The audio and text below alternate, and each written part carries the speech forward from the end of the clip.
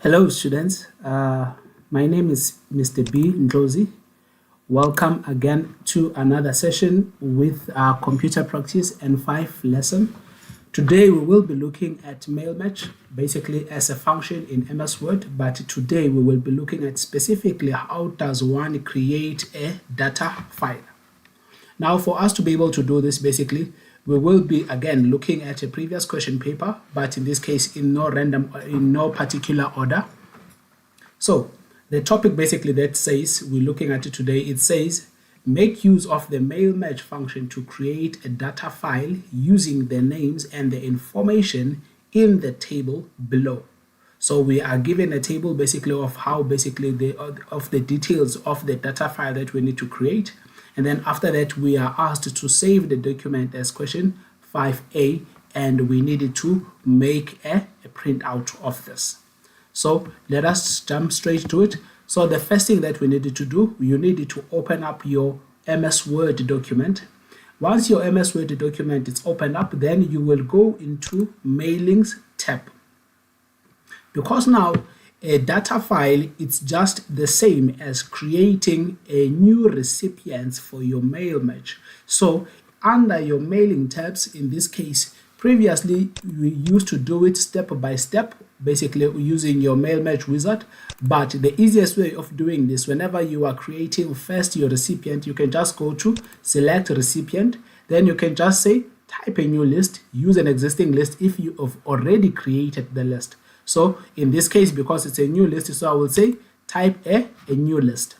Now, let us bear in mind that now what you see on top here, these are title, first name, last name, all of this, we call them field names. But according to the table that we have been given, these are the field names that we needed to use. We needed to use name, date, time, address, and town. So as you can see, basically, none of those basically map all of this. So the easiest way is to customize your columns. So the easiest way is just to delete everything that already comes pre-built for this particular feature, so that you can add your own field names or you can add your own columns that matches your table that you have been given. So I am busy now deleting all of this. Now we are going to add a new field name. The first one is name. So we have to type in name. So that is our first field. Then we add another one. Our second one is date. So we add date. We add another one. The next one is time. We add the field time. We add another one. The next one is address. We add the field address. And then another one is town. That is the last one. So now once all of this is added, then you click OK. Now you have field names that corresponds to your table basically. Now you are about to capture the entry. Now the first notice goes to R. Wells, date 7 April, time 11 a.m. Then they ask you the where it corresponds with your address. They ask you to insert your examination number underneath notice 1. Then the town should be Linley. So name, it is the name of the first person is R. Wells.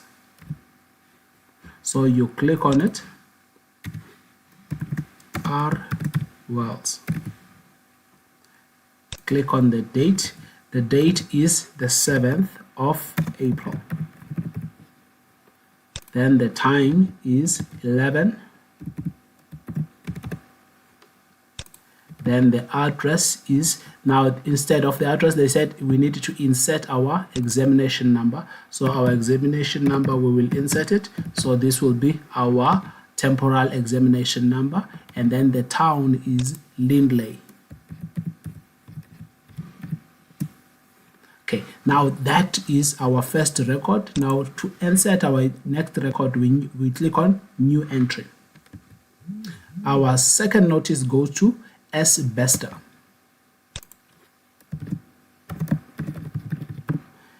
Asbestos. The date is 17 April.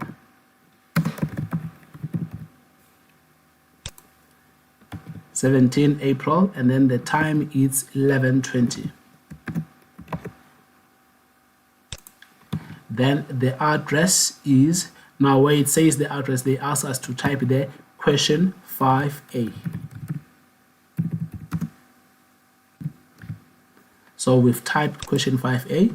Then the next one, it is the town, it's Kimberley.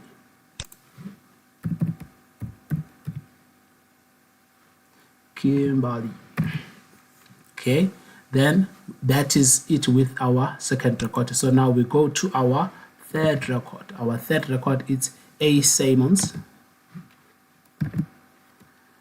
A. Simmons.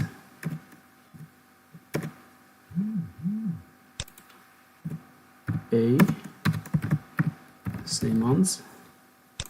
Then the date is 27 April. Then the time is 11:40.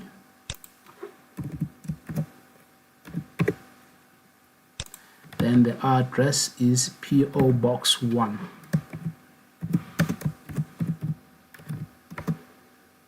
P.O. Box 1. Then the name of the town is Escott.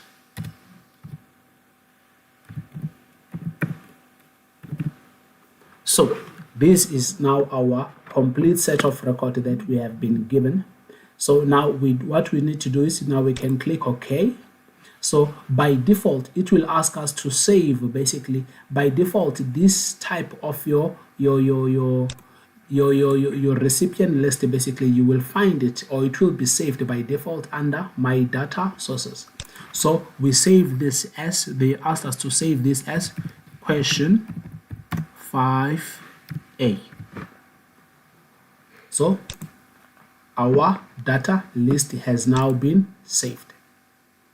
Now after we've saved this, now they said we must make a printout of it.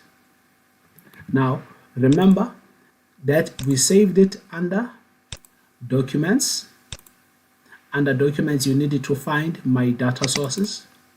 Then under My Data Sources, there you have it, question 5A. Please remember that always avoid using the file that has a lock on top of it. Always use the file that is underneath it. By default, it will be saved using the application Microsoft Access. So we double click to open up our file. It tells you basically our file is already in use. So we say OK. Then we say enable a content. There is our table. So we can double click to open it up. So there is our office address list, the one that we need to send our notice to. Now they've asked us to print this. Now also they might ask you to print this whether in a landscape, or they might ask you to print it basically in a portrait format. So sometimes you just need to go to print preview just to get a feel how your office address list would look like after it has been printed up. So my computer, it's a bit slow there. So now from here, you can choose if whether you want to print in landscape or you want to print in portrait, according to the instruction, of course. So whichever one that they've asked you to use, you needed to make sure that basically you use that one. And also, please, you needed to make sure, say maybe for example, for whatever reason, you see that for some reason, some of your content of your table is not being properly visible. You can always come to adjust your column so that every content basically, or your text wrapping basically, it's applied. So you can adjust your columns just to make sure that the content of your entire table basically it is visible. So you come to print, then print preview. Print preview, it gives you a feel of how your document would look like after it's been printed. Then if you are happy with everything, then you go to print. Then you can print this and submit it to your folder, or basically you hand it in as a submission. Students, I hope this particular section has been helpful. Now, there is another section that is about to come, of which it's a continuation of what we just did. So I hope you've enjoyed this one. Please, if there are any questions, basically, don't hesitate to ask them basically on there underneath your videos. Please subscribe to YouTube so that at least you can also follow up on these particular videos as we add them on. Thank you very much. Please do enjoy the rest of your day.